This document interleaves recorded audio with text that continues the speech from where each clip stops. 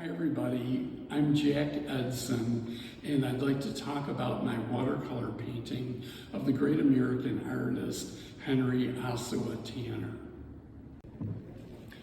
My watercolor painting of the American artist Henry Ossawa Tanner, who lived from 1869 to 1937, uses my fabric collage quilt technique to a certain extent. Tanner was the son of a very prominent black minister in Pittsburgh, Pennsylvania, and he left Pittsburgh to go to Philadelphia and studied under the great artist Thomas Eakins, who also did a portrait of him. This portrait is from a photograph, and we're very fortunate to have many likenesses of artists of the 19th century, which we can use in our work and see what they really look like and be inspired by them.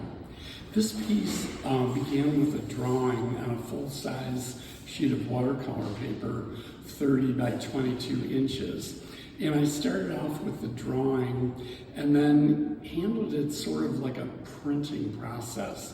First a layer of the lightest color, then another layer of the next darker color, and finally a third darker color, and ended up with black.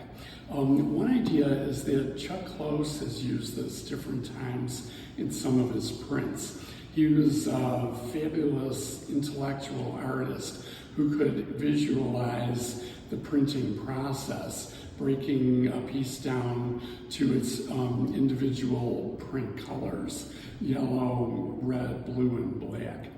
One thing I like very much about the painting, or of the portrait of Tanner, is his hairstyle, which is pretty much got a life of its own.